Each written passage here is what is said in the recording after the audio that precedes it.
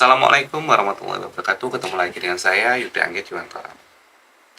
Oke, kali ini kita akan membahas beberapa topik terkait statement yang bisa dibilang pro dan kontra ya di kalangan mahasiswa maupun dosen seperti itu ya. Nah, kira-kira statementnya apa? Kita akan bahas pada video kali ini. Namun sebelum itu jangan lupa bagi yang belum subscribe channel ini silahkan di subscribe dulu agar kalian tidak ketinggalan informasi terkait penelitian, kemudian terkait statistik, terkait masalah-masalah terkait perkuliahan ya, seperti itu. Oke, kita langsung aja masuk ke video penjelasan berikut ini ya. Oke, yang pertama adalah terkait statement bahwa skripsi harus sempurna. Nah, banyak beranggapan bahwa ya skripsi itu harus sempurna karena ya, itu merupakan suatu syarat kelulusan gitu ya, sehingga dibuatnya harus benar-benar yang baik, yang bagus dan sebagainya. Nah, mungkin banyak yang protes, wah enggak pak, masa sempurna ya, ngapain skripsi kalau sudah buat sempurna gitu ya. Namun faktanya banyak masyarakat mahasiswa yang seperti itu ya, terjerumus atau terjebak dengan kata bahwa skripsi itu harus sempurna gitu ya. Faktanya banyak mahasiswa yang enggan konsul ke dosennya gara-gara dia merasa bahwa apa yang dia buat itu ya masih banyak kesalahan dan sebagainya. Padahal dia belum konsul tapi sudah merasa kok kayaknya ini salah deh, kayaknya salah dan sebagainya. Melihat temennya yang direvisi A, direvisi B, dia tambah lebih panik lagi. Kemudian dia merevisi kerjaannya seperti itu. Artinya apa ya tadi?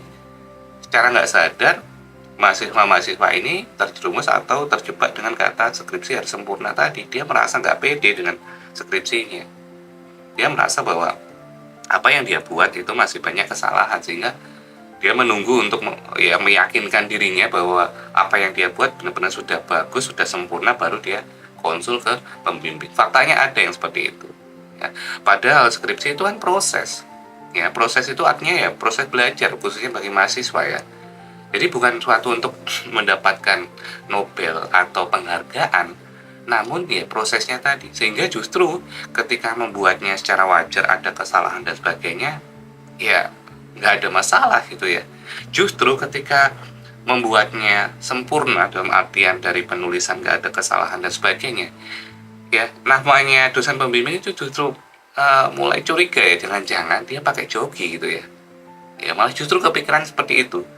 Namun ketika konsul, apalagi konsul pertama ya banyak kesalahan, ya itu wajar banget.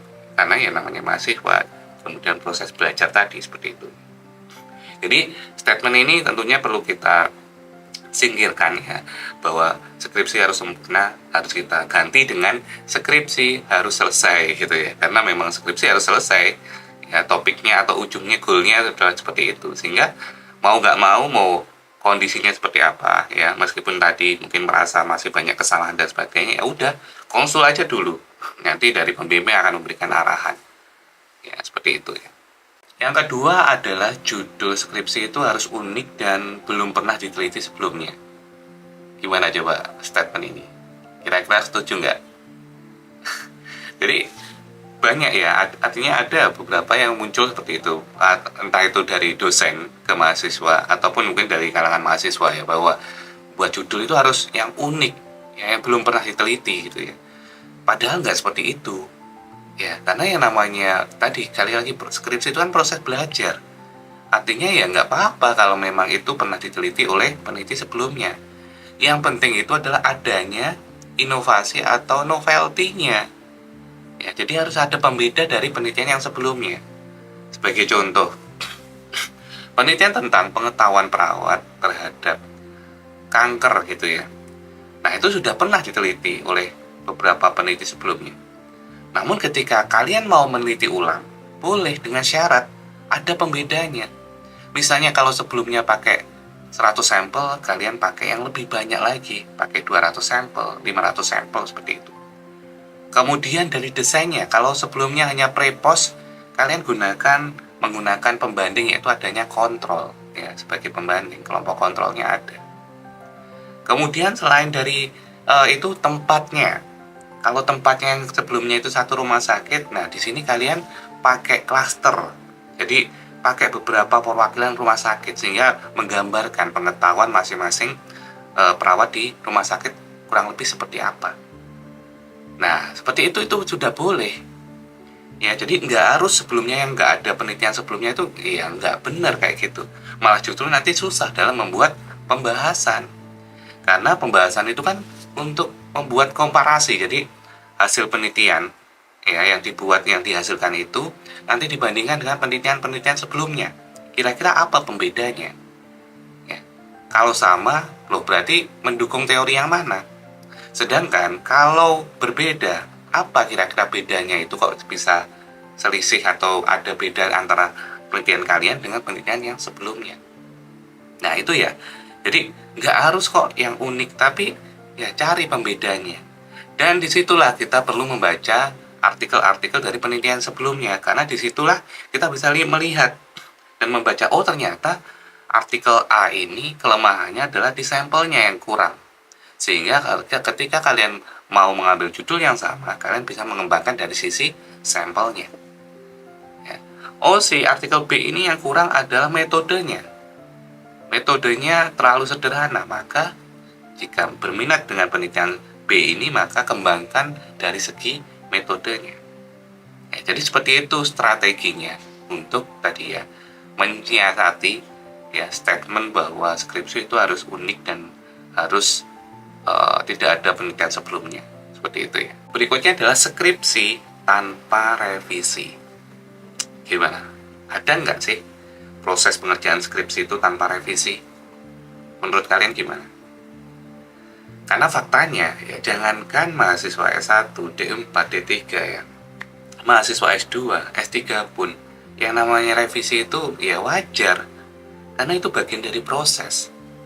Ya, jadi jangan kalian takutkan bahwa ketika direvisi itu kayak cara dosen untuk menjatuhkan kalian. Nggak kayak gitu. Ya, tapi justru dengan adanya revisi itu membuat penelitian kalian jauh lebih baik lagi.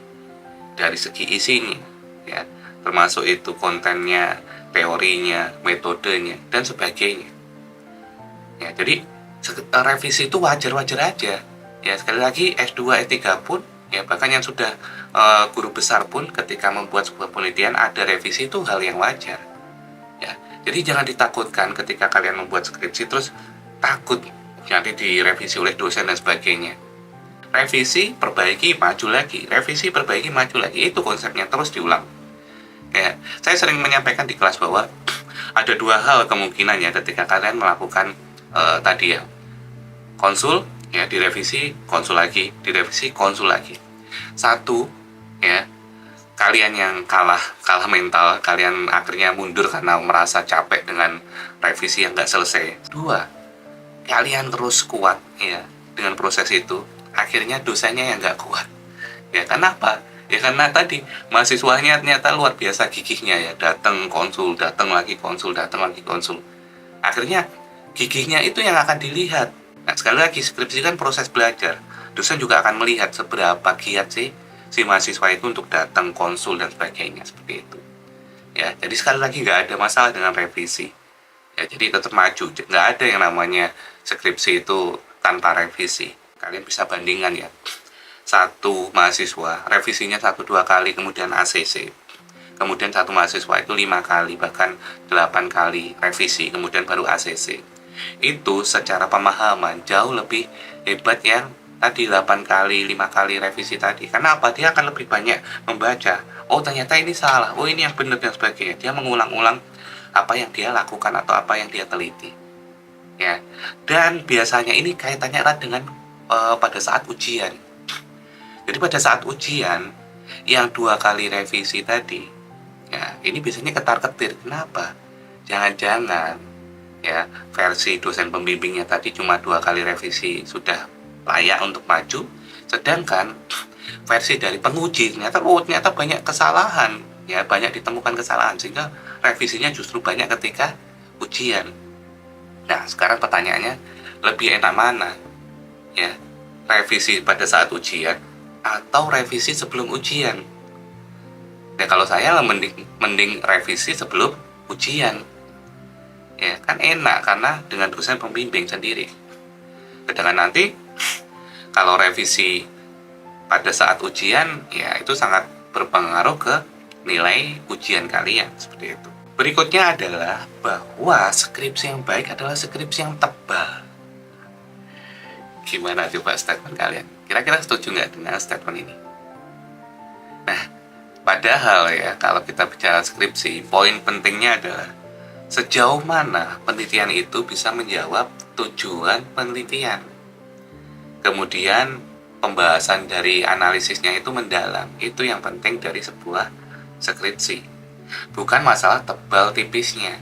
Karena kalau tebal, dulu saya pernah pengalaman ya. Karena saya juga termasuk yang tersugesti dengan kata-kata itu ya, bahwa tebal itu kayaknya bagus, menarik gitu ya. Sehingga apa? Yang saya lakukan adalah lampiran, yaitu saya sarankan ke teman, kalau kalian mau skripsinya tebal, lampiran kuesioner itu masukkan aja ke semuanya ke dalam skripsi.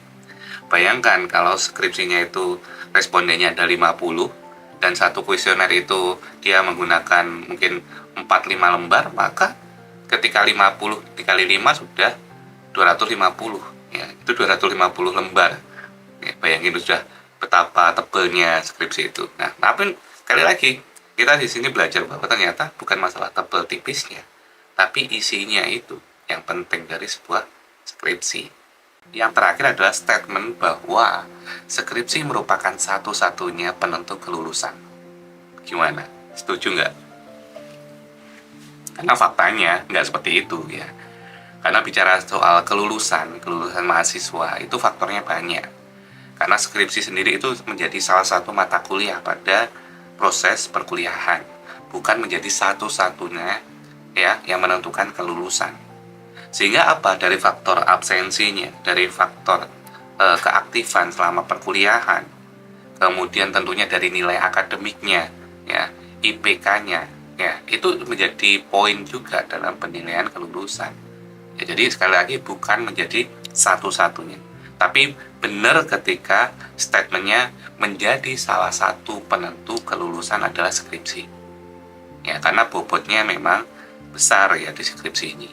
Seperti itu. Nah, sekali lagi kunci skripsi tadi ya, kita mengulang di beberapa statement yang sebelumnya bahwa nggak harus yang tebel, tapi yang tipis pun nggak masalah, yang penting bisa menjawab tujuan penelitian. Kemudian skripsi itu proses belajar ya, jadi nggak usah khawatir ketika ada revisi ya, nggak masalah ya, jalanin aja terus ya, semangatnya yang harus ditingkatin, motivasinya yang harus ini. Dan tentunya salah satu saran saya dalam proses pembuatan skripsi itu silakan bekerja sama dengan teman-teman yang lainnya. Karena apa? Ketika mendapatkan di lingkungan effort yang sama, motivasinya sama, itu ya bisa mendorong kalian yang tadinya males untuk konsul, karena melihat teman-temannya pada konsul jadi lebih semangat lagi. Ya, jadi buat komunitas belajar, komunitas dalam membuat skripsi seperti itu dengan teman-teman kalian seperti itu. Ya. Oke. Kurang lebih seperti itu bahasan pada video kali ini ya. Jangan lupa jika kalian suka dengan video ini dan merasa mendapatkan manfaat dari video ini, silahkan klik like-nya dan tentunya kalian bisa meninggalkan komen di video ini. Kira-kira setuju nggak sih dengan statement-statement yang tadi saya sampaikan? Dan kira-kira kalau nggak setuju, apa sih alasan kalian? Kalian bisa tulis di kolom komentar video ini. Oke, terima kasih. Saya Yuda. Assalamualaikum warahmatullahi wabarakatuh.